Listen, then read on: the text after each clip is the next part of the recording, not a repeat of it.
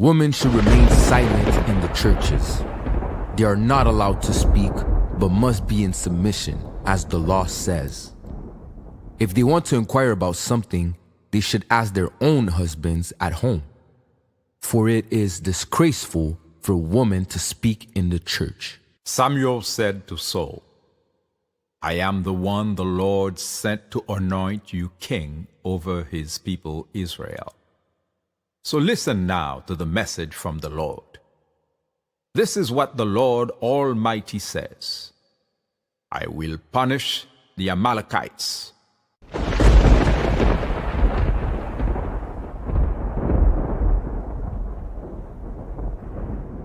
Jésus, par ton sang précieux, enlève mon iniquité. Regarde-moi sur les cieux, dis-moi que tu m'as pardonné. J'ai longtemps erré cœur rebelle, mais j'entends ta voix qui m'appelle. Au pied de ta croix maintenant, tout confus, brisé, je me rends. Blanc, plus blanc que neige, blanc, plus blanc que neige, lavé dans le sang de l'agneau, je serai plus blanc que la neige. Now go, attack the Amalekites, and totally destroy all that belongs to them. Do not spare them.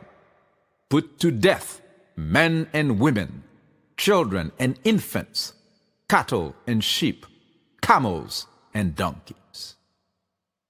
1 Samuel 15.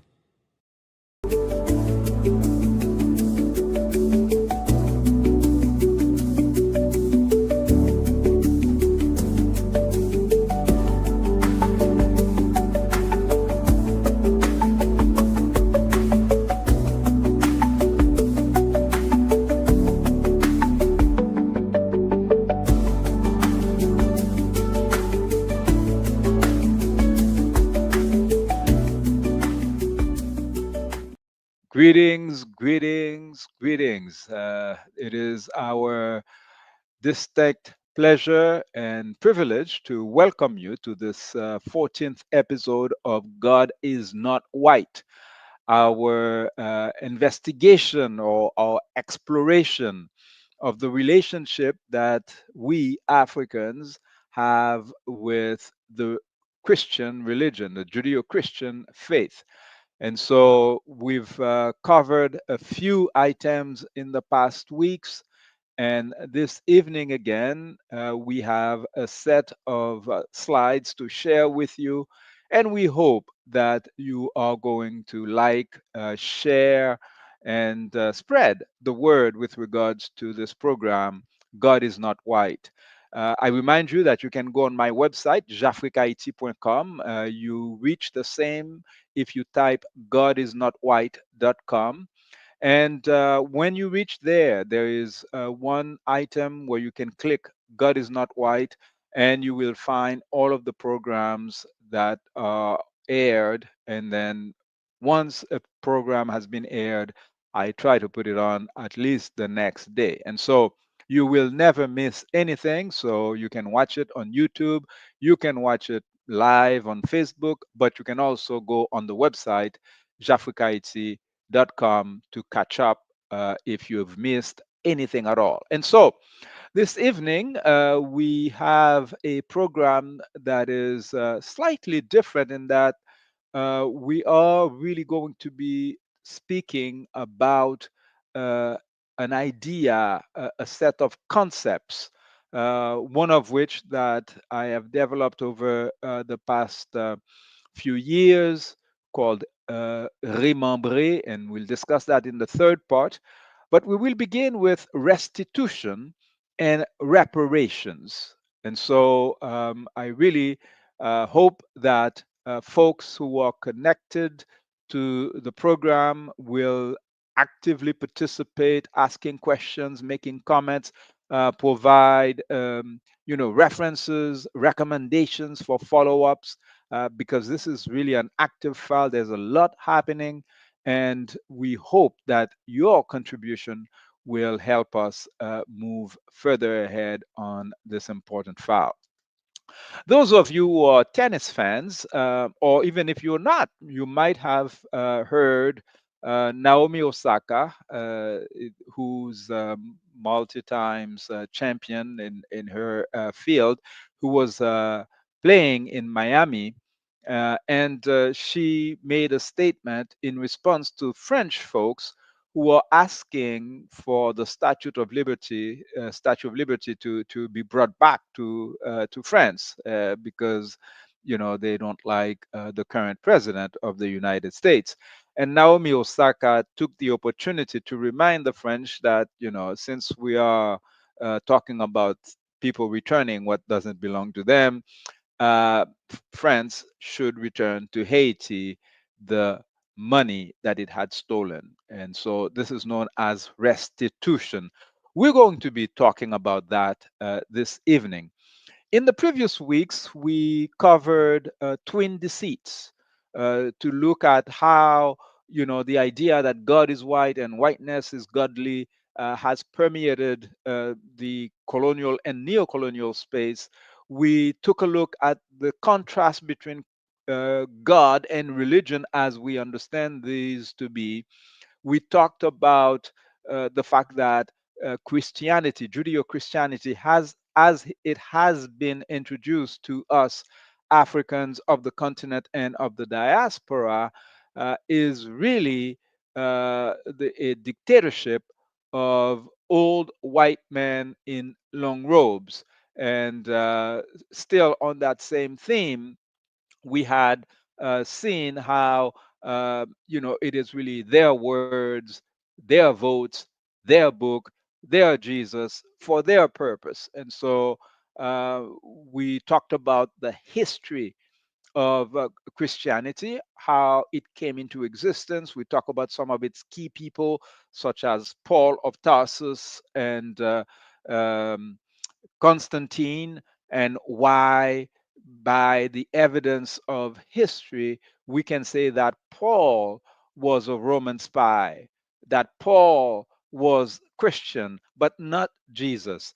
And we talked about, the process by which Christianity was established, taken into Haiti. And then in the first few sets, I spoke about my own personal uh, relationship with Christianity, being the son and grandson of Black Episcopalian priests, folks who left the United States, found freedom in Haiti, and that's where they built the Episcopalian Church of Haiti, of which my father and grandfather, several other members of the family served. Okay, so today, restitution, reparations, and remembre will focus on these three terms. From the time that President Aristide made the demand to that statement last few weeks from Naomi Osaka, the issue of reparations, we're going to make the distinction between those two terms, and then we conclude with this project of Remembre, which is really self-repair, and we will discuss the manner in which we are proposing the self-repair to happen. And the object, the ultimate object, is to dump white Jesus into the nearest latrine, and to show due respect to our actual real life ancestors. And so, uh, let's get to it.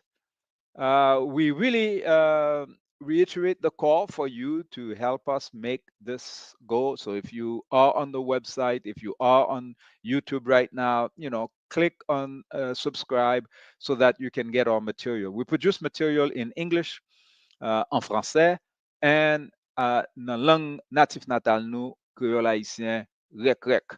Donc, ça veut dire que wap jwen bon bagay, okay? All right. So, restitution It was on April 7th, 2003, that the president of Haiti, Jean-Bertrand Aristide, issued a formal demand for restitution of the French ransom.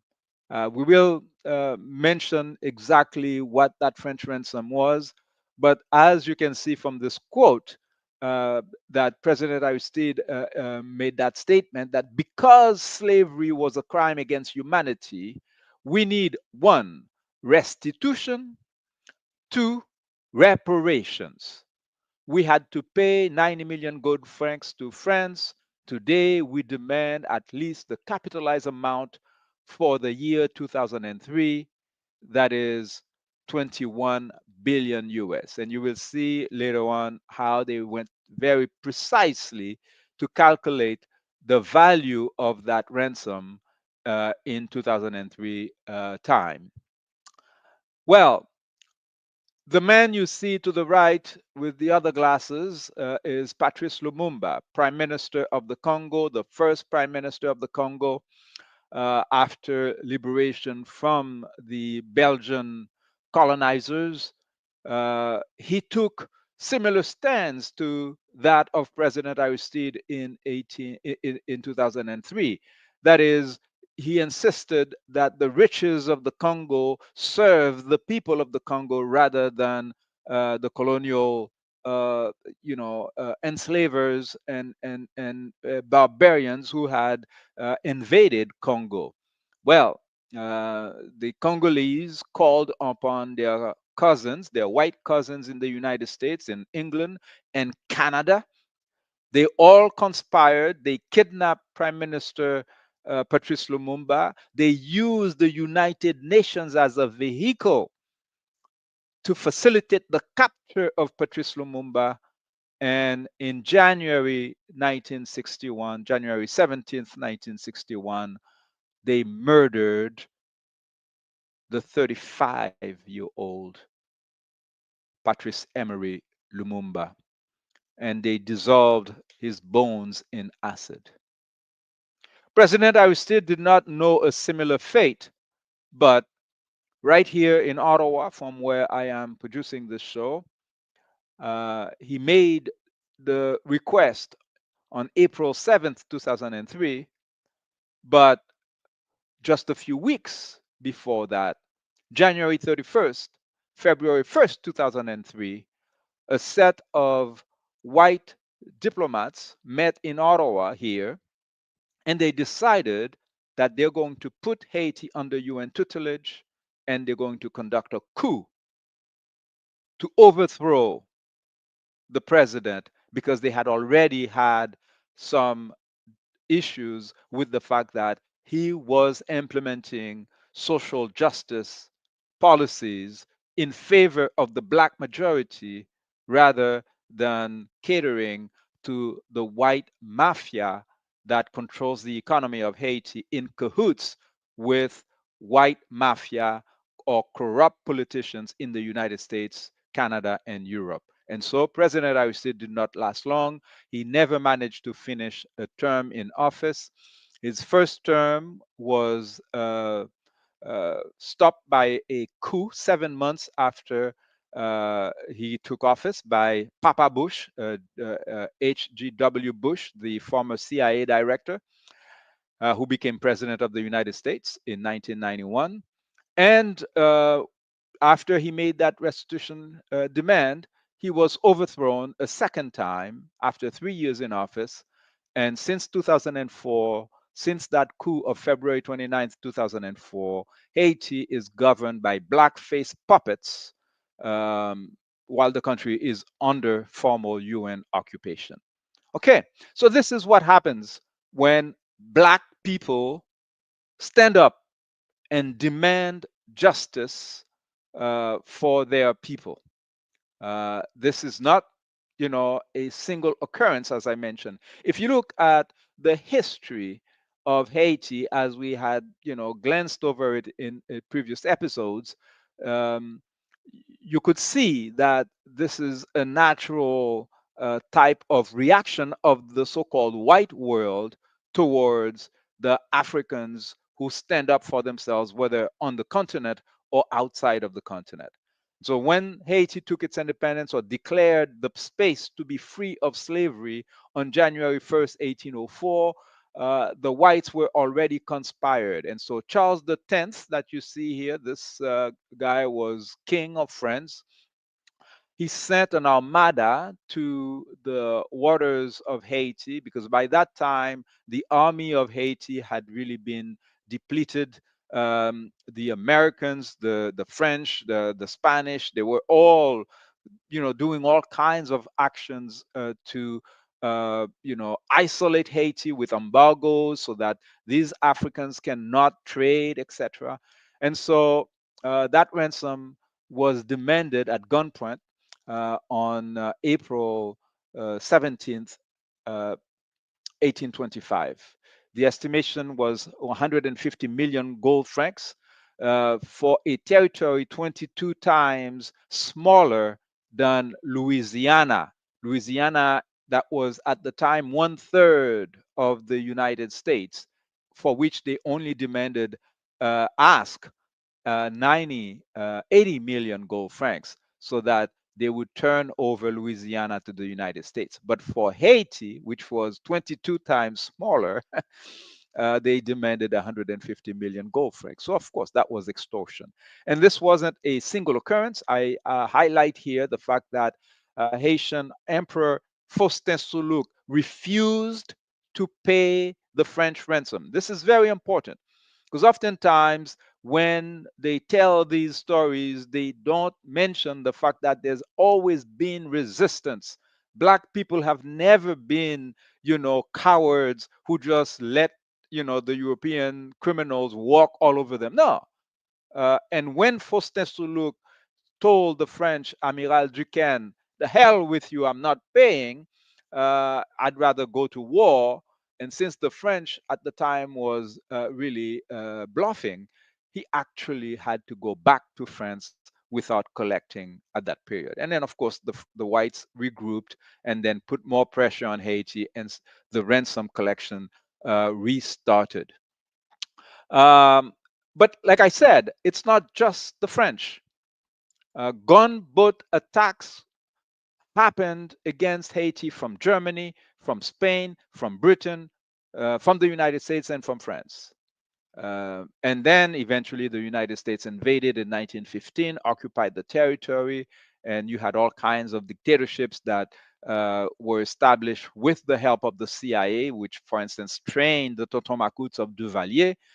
And like I mentioned, President Aristide issued the formal restitution demand on April 7th, 2003, with the consequences that we spoke about earlier. Okay, so after 18 years of the Western media vilifying Aristide, New York Times publishes this report that finally confirms that the US, France, and Canada orchestrated a coup against him in 2004, partly to kill his national campaign for reparations from France. This was announced, in the New York Times in 2022, where they did a whole story called The Ransom.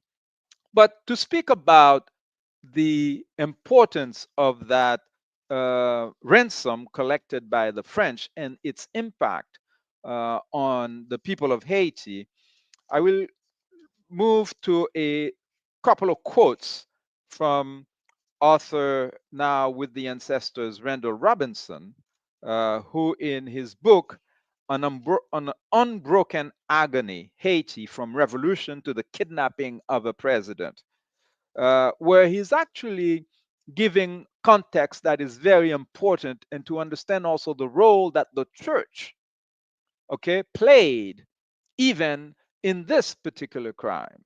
Okay, so Robinson tells us, unsurprisingly, the black peasant community, impoverished by centuries of French slavery and devastated by the war that ended it, found itself in a state of perilous social disrepair. He continues to say, unlike the fair skinned Haitians who always had a monopoly on education, education by the early 1800s was a privilege rarely enjoyed by blacks. French abolitionist Victor Schlossler estimated that of a post war population of 700,000 Haitian black children, only 1,000 were allowed to attend school. The Vatican had an avid hand in this discrimination, refusing to recognize the new republic until 56 years after its founding. Haitian historian Michel Wolfe-Trouillot describes the consequence to the fledgling republic of the Vatican's isolation. In Catholic Europe, as in the current and former colonies of Catholic nations, religious orders have always been the backbone of the formal education system. Starting from scratch with a population just liberated from slavery, Haiti badly needed the help that the missionaries could have provided. Saint Domingue never, that is the slave colony before independence of Haiti, the French slave colony, Saint Domingue never had a formal educational system, of course, and only a few of the richer mulattoes, that is the offspring of African women raped by the European slavers. A few of the richer mulattoes had been schooled in Europe. Both Alexandre Pétion in the south and Henri Christophe in the north had established primary schools in the areas they controlled. But those institutions were aimed primarily at the urban elite.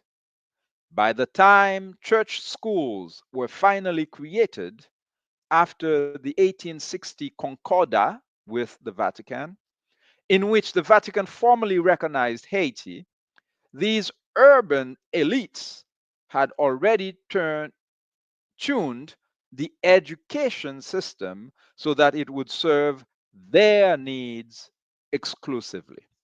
Okay?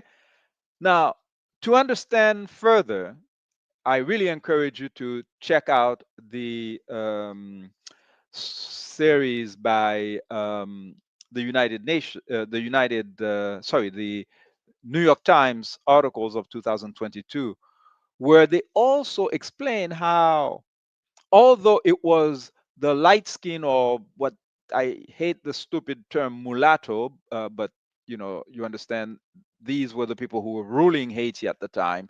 They are the ones who negotiated with the French, who capitulated to pay that ransom, but the money was actually collected on the back of the black peasants who were working the land. And so they closed all the public schools, like he mentioned, that were in the rural areas, and they started to destroy the remaining forest. The forest had already been destroyed by the French colonizers, but what was remaining, they cut all of these, the major trees like the mapu, the mahogany, in order to generate revenues to send to France.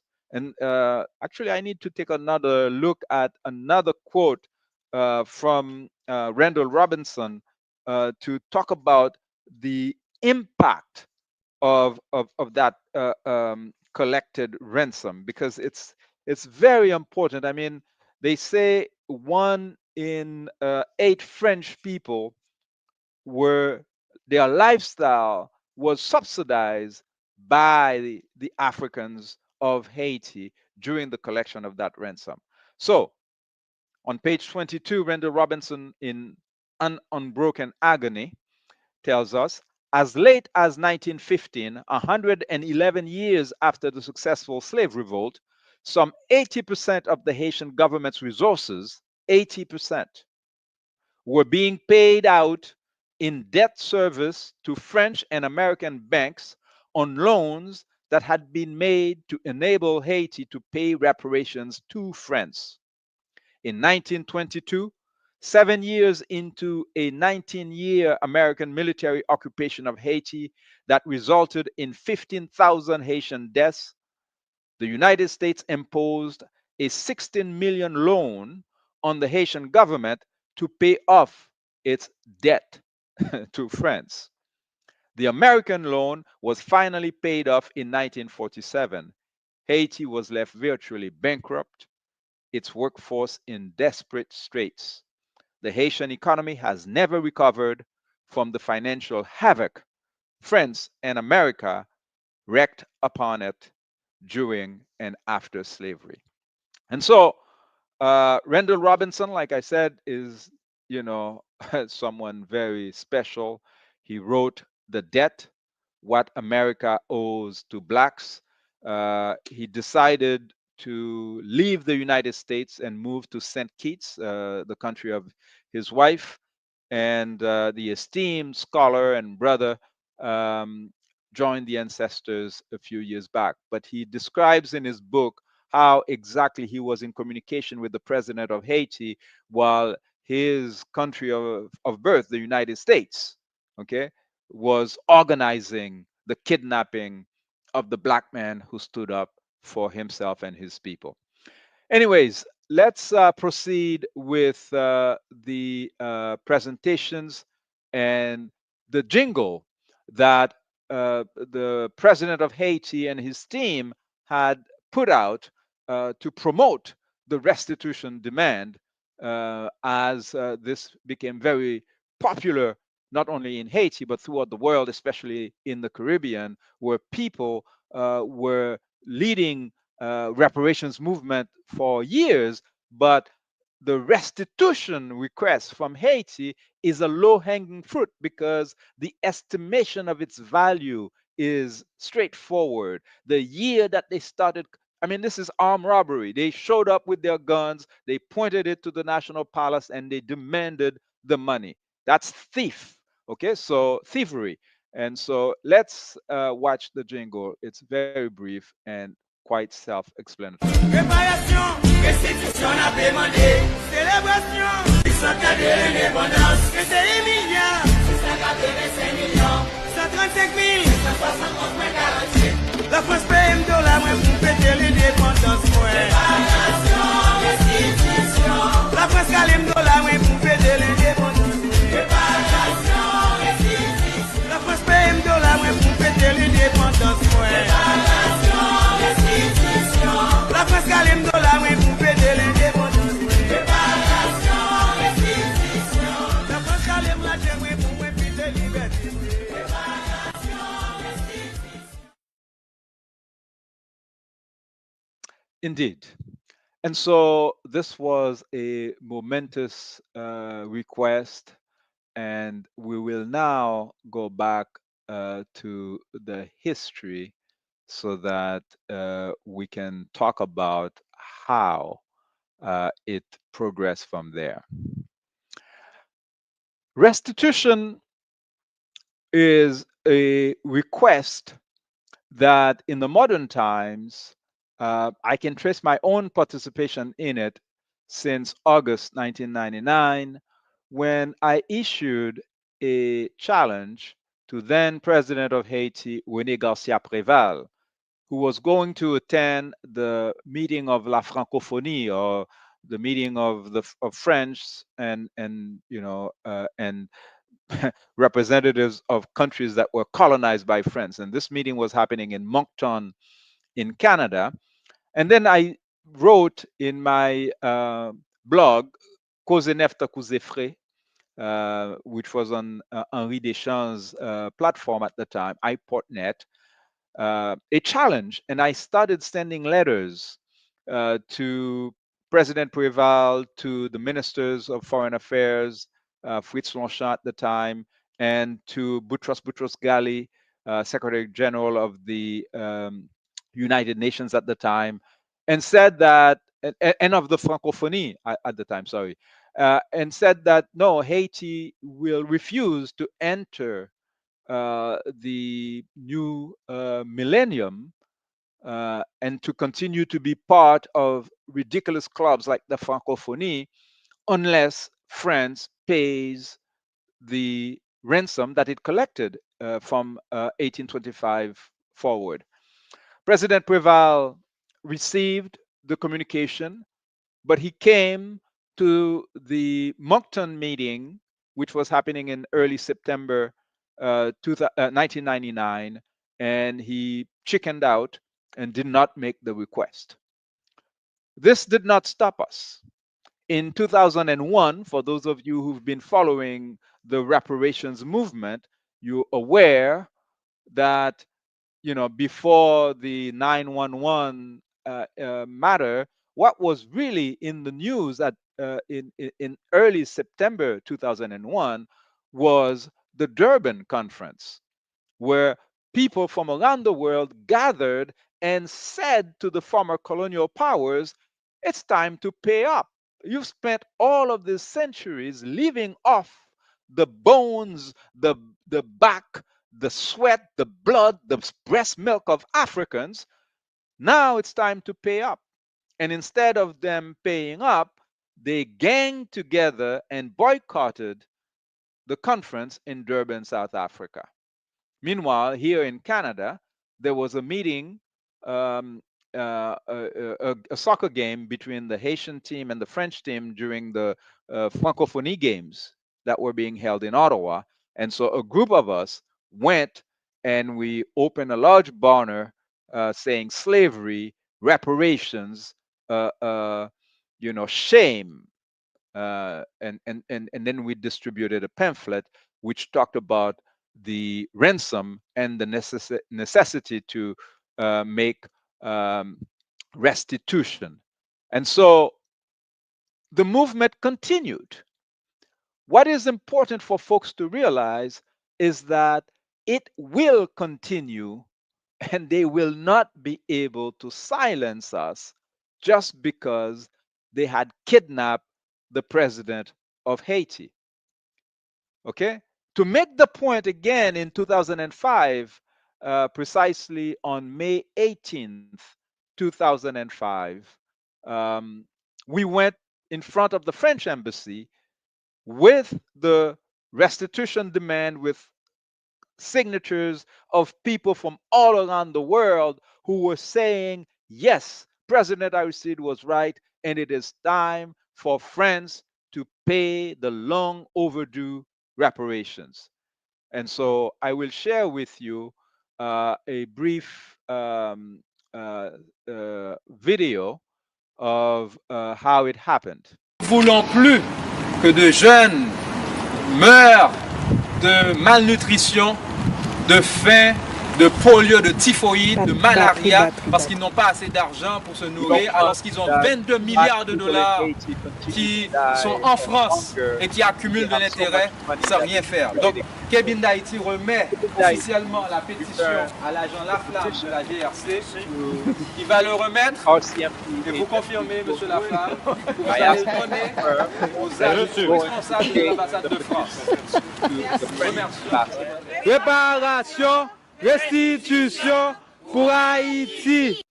Indeed, there is no way for the French to escape the reality that we are going to continue to clamor, to demand reparations, to demand restitution. And there is no place for them to hide. As you will see here, that was in Ottawa, what I just showed you. Now, in Montreal, that was just last year, our comrade Yves Engler caught Emmanuel Macron, who was in visit in Ottawa. And again, listen to what happened. Monsieur Macron, est-ce que tu vas aller payer la dette d'indépendance à Haïti? Tu vas repayer Haïti? C'est quand que la France va repayer Haïti? La dette d'indépendance, 40 milliards de dollars, Monsieur Macron. Quand vous allez repayer cette dette d'indépendance? So Yves is asking Macron, and Macron thought that it was someone who was going to, congratulate him for something. And he realized, oh shit, this is an ambush because Yves was clearly echoing what the Haitians have been saying for years, that the French need to repair and pay the money that they owe. Now, look, this is just last week in France, in Paris. France, pay your debt to Haiti. Okay? It's not going away. There's just no way that you're going to get away with crime year after year. Men and women of all generations are going to tell you that the direct impoverishment of Africans in Haiti, in Guadeloupe, in Martinique, all around the world is directly linked to how you have enriched yourself of the backs of black men and women, stealing everything they own, including the breast milk of their grandmothers. And so, Haitians were calling for reparations back in 2001. This is the pamphlet that I mentioned here that we distributed at the game. And you can see the picture here of Brother Danny Glover, who was attending the Durban conference in 2001. Okay? And they boycotted the Durban conference, but the demand is still there because justice has not been done. On the contrary, the whites went to Africa in 1885 and colonized the whole continent, stealing everything, killing people. Reparations is long overdue. And so they continue to prop up puppet regimes so that they can steal the natural resources of the Congo, of Niger, of Burkina Faso, of Mali, instead of doing the right thing. And so it behooves us to continue to put pressure. And so what happens in 2018? I was the delegate for Haiti at this conference in Caracas, Venezuela. And as I have been pushing for it for a number of years now, I submitted to the delegates at that conference that we need to take account of all three M's in the set of criminals that participated in the crime of kidnapping of Africans and enslaving of Africans and of the native populations of the Americas. The three M's: the militaries, of course, of the nations: France, United States, Germany, Spain, Sweden, Denmark. Sometimes people forget these players, of course, and the UK. But the merchants, companies like Wells Fargo, okay, participated in the crime. And of course, the missionaries, because from the first arrival of Zinglendo, of the kidnappers with Christopher Columbus, the cross and the priests, the criminals in long robes, were already there.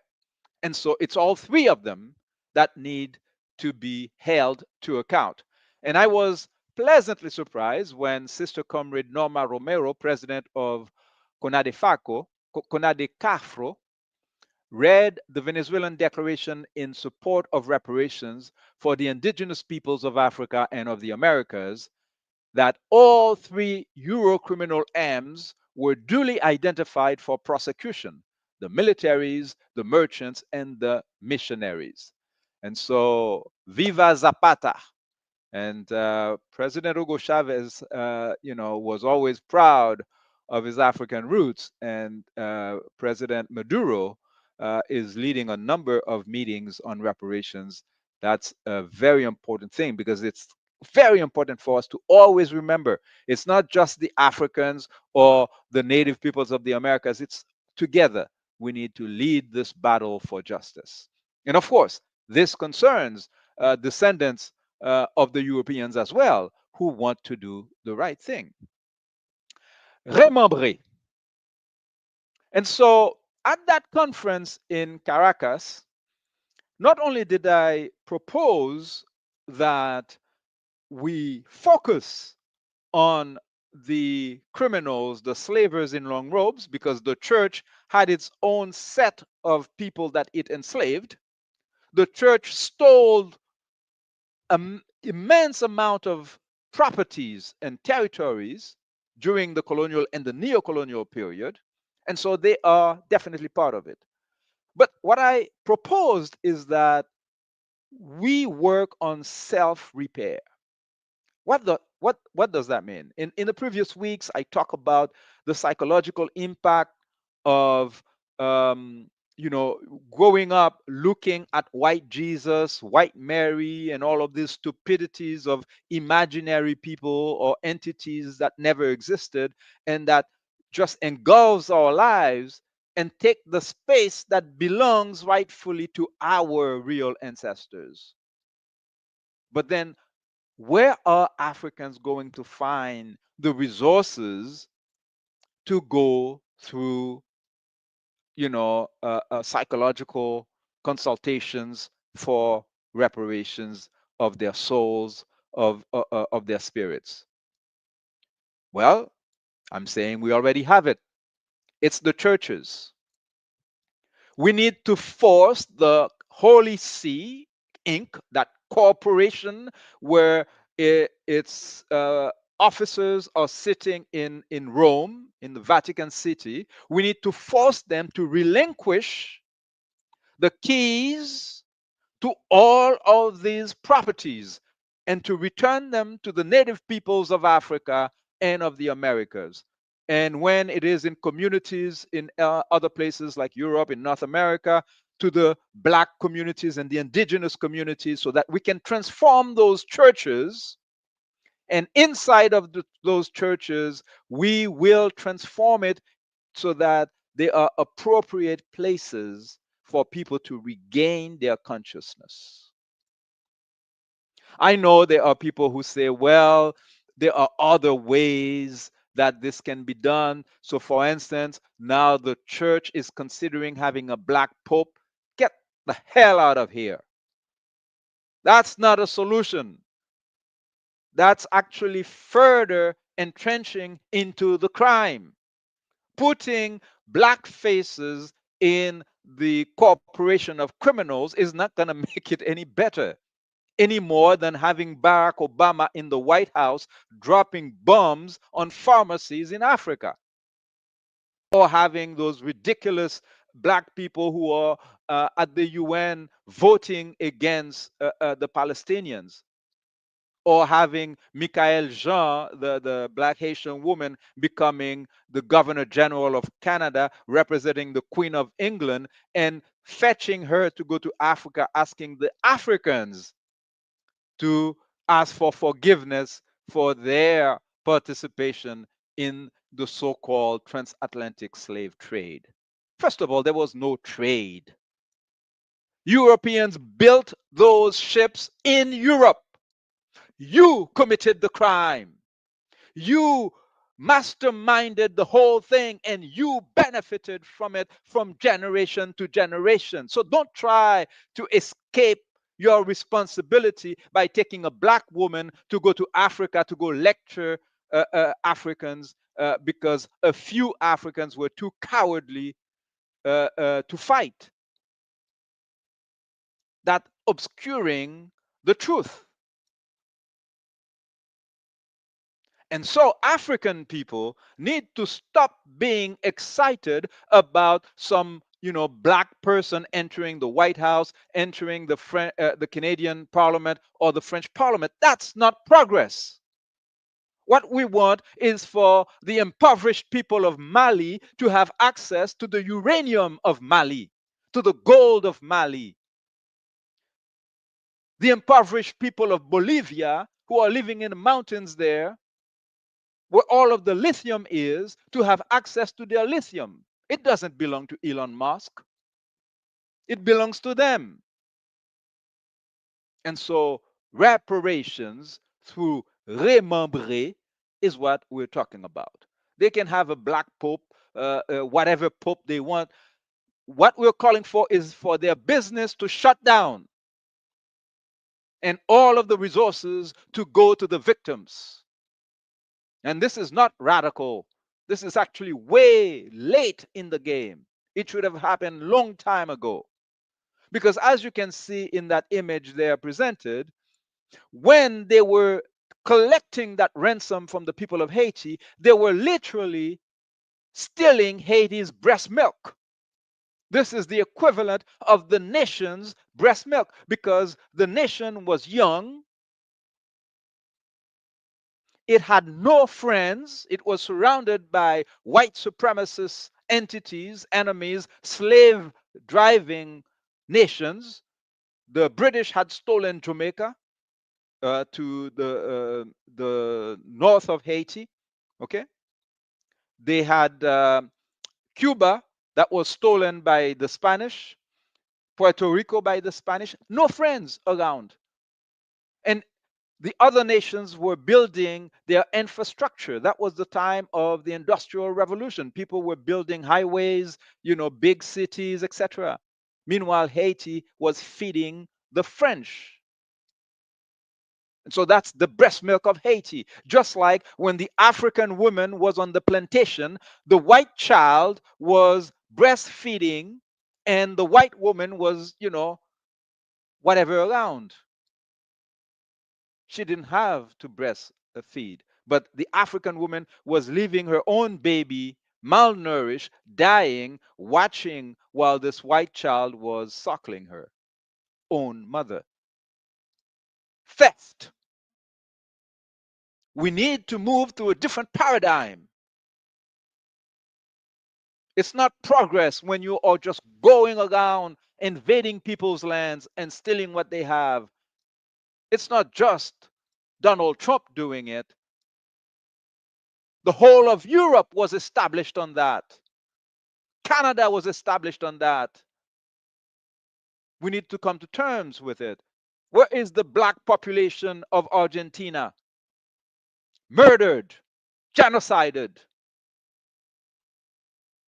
That's what we need to talk about.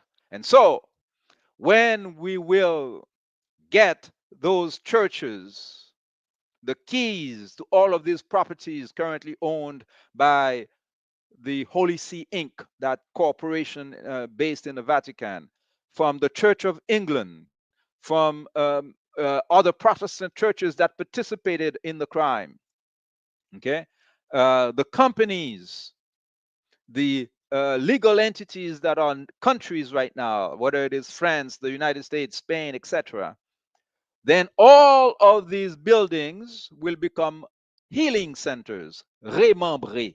In Haitian Creole, Remambre means to gain back your members, okay? To gain them back. And in those churches, you will not see statues or pictures of imaginary white Jesus, Joseph, Moses. All of these stupidities will be taken down and dumped into the nearest latrine. What you will see are images of Tupac Amaru, the resistance leader who fought in Peru. You will see images of Casilda Kundumi Demele. You see, I'm having difficulty pronouncing the names of my own people because that too was stolen. We'll gain it back. Self-repair. That's what we will be teaching in those Remanbre Centres, so that African children can learn about their real ancestors. The Africans in Haiti will learn the story of Queen Nani, the Maroon of Jamaica, the story of Shaka Zulu, who did amazing work against the British invaders in Azania, which the fools renamed South Africa. We will learn about the stories of Zumbi, whether it is a child who is in New York or in Paris or in the Nassau, the Bahamas. They deserve to know about Zumbi, who stood up in Brazil and led revolts and created communities of people who defended freedom. And so today, when we see Brother Ibrahim Traore stand up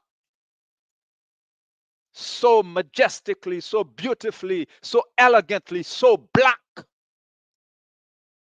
in Burkina Faso, we know That's because Thomas Sankara is alive. We know it's because Jean-Jacques Dessalines is alive. And the way Dessalines, Tupac Amaru, Widi Medikeza Mandela, Casilda can be alive is if we honor them, is if a newborn child today is named Casilda, a newborn child today is named Tupac Amaru, a newborn child today is named Winnie Madikileza.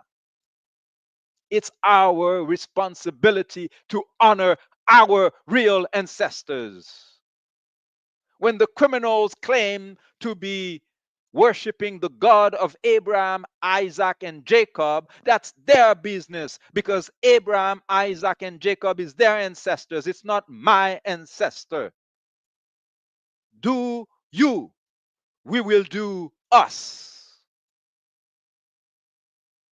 Our ancestors deserve to live. You murdered Patrice Lumumba when he was only 35, Thomas Sankara when he was only 37. Dr. Martin Luther King was only 39. He did not live to see a 40th anniversary. Neither did Malcolm X. Neither did Maurice Bishop of Grenada. Who killed them? Satan? No. Washington, D.C. That's where Satan lives. Liberation is not a word. It's a responsibility.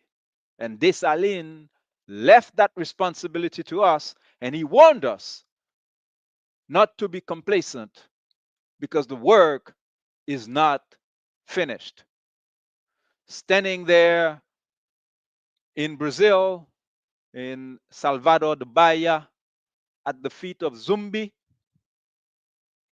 I could feel the presence of my ancestors, as many of my DNA cousins are in Brazil, because the criminals who participated in the enslavement of my ancestors, many of them came from Portugal. When the Pope, Nicholas V, decreed that it was fair game for them Europeans to go and kidnap non-Christians and enslave them.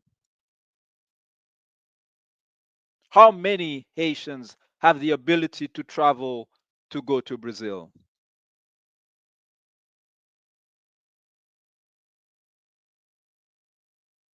Well, then, those who do have that ability, we cannot just enjoy the ride. We need to share the knowledge, and it is not for academic exercise. It's for revolution. It's for transformation. And that takes the shape of physically taking the action of dumping right Jesus, white Moses, white Abraham, white all of these stupidities to the nearest latrine. Liberate the minds of our peoples so that we can save this planet. So we can spend our time doing science instead of wasting all of our brain cells learning all kinds of stupidities like Jeroboam and Methusalem, the things that you're reading in Deuteronomy and all kinds of stupidities in the word of the white man that we're calling the word of God. Sheikh Anta Diop said, it is not sufficient for us to be writing books of research, whether it is of science, of history, in English, in French, in Spanish. We need to produce them in Wolof. We need to produce them in Ewe, in Fangbe, in Kiswahili, in Lingala, in Yoruba. I have done my modest contribution with this work, published in the year 2000, Viv Bondye à bas religion, Praise God Down with Religion, and all of the material that I've presented in the past few weeks are essentially based on this work. And it is my hope to be able to produce an English version, if time permits, a Portuguese version. But what I'm encouraging people who are interested in the topic to do is to consider what your own contribution might be. You might be an artist. You might be doing hip hop. You might one day have the attention of the world. Well, please use it to do something worthy, like Muhammad Ali did when he stood majestically, beautifully, powerfully in the 60s, like Nina Simone did. You know, use your talent not to shake, your booty like they expect you to, not to entertain them on the soccer field, on the football field, just being an entertainer. No. Nina Simone said we have to represent the time. And so when you saw Naomi Osaka the other day with a very brief statement, take to issue Emmanuel Macron and the French who are pretending to suffer Alzheimer and not remembering that they owe Haiti, Naomi Osaka is doing exactly what is needed by the so-called black elite. Our children will not forgive us if we do not make valuable contribution in our generation. I salute you, brother Shakara Okeame, and praise you for all the work that you're doing with Kazumi Media. Sorry, I probably did not pronounce it properly. If you could type it, actually, that would be useful if you can type your channel. This brother is doing amazing work, a lot of great interviews. I've had the privilege of being part of his show in the past. Here's what one of the fools printed on YouTube earlier. Forcing the innocent to pay non-victims for something that happened to neither of them is not reparation. That's Michael Coffey. So the innocent, right? So I presume that those who are living off the riches of their ancestors in France today, in Britain, so for instance, if you take those pictures of the so-called King of England and his very crown that he is wearing today, all of the jewels were stolen from South Africa, from India, and it is still innocent, right? Like, what kind of audacity can that be? Something that happened to neither of them, really? King Leopold cutting the arms of all of these people in Cameroon never happened. It's a long time ago, really? The cities of the United States, that were bombarded by the government of the United States because they had too many black lawyers, black architects, black doctors. Never happened. Anyways, I wish I could say more to you, Michael Coffey, but in reality, I'm not doing this program for you. I couldn't really care less about what you think, what you do. This is about me and my people. Okay. Other people who have enough sense to understand the urgency of what I'm talking about, good for them, but it may not be a priority for them. I understand that in our history, you had this man named John Brown, who was a white American who said in 1859, he will not sit down here and accept racial slavery in the United States. He didn't go and look for excuses. John Brown got on his horse and attacked the government of the United States, which was a racist criminal entity. And when they captured Brother John Brown. The government of the United States murdered him.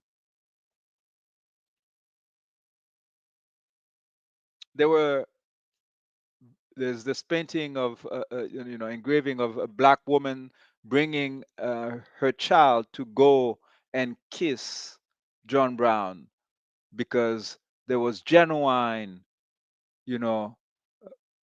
acknowledgement that this human being had committed race and class suicide in order to do the right thing. That's the only way the right thing can be done. And so I'm saying this to my white brothers and sisters. It's no point talking about, an apology from the Pope. I don't give a shit about the Pope apologizing. He can keep his apology. What we want is the gold that is in Vatican City, the gold that is on his seat, to be melted and given back to the people of Africa. What are you talking about? So narcissistic, always thinking about self, self, self. It's not about you, it's about the victims. That's all I had to share with you, brothers and sisters. Next week, 7 p.m., another edition of God is Not White. Ayibobo.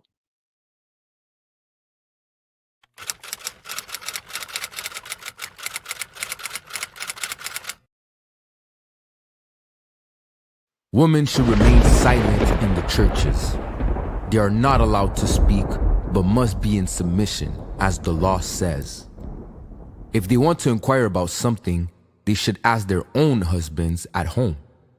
For it is disgraceful for a woman to speak in the church. Samuel said to Saul, I am the one the Lord sent to anoint you king over his people Israel. So listen now to the message from the Lord. This is what the Lord Almighty says. I will punish the Amalekites.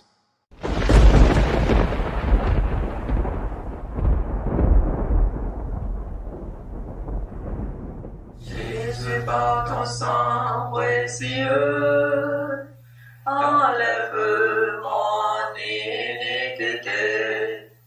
Regarde-moi sur les cieux, dis-moi que tu m'as pardonné. J'ai longtemps erré cœur rebelle, mais j'entends ta voix qui m'appelle. Au pied de ta croix maintenant, tout confus, brisé, je me rends. Blanc, blanc, plus blanc que neige, blanc, blanc, plus blanc que neige, lavé dans le sang de l'agneau, je serai plus blanc que la neige.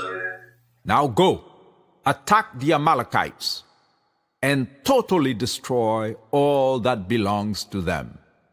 Do not spare them. Put to death men and women, children and infants, cattle and sheep, camels and donkeys. 1 Samuel 15.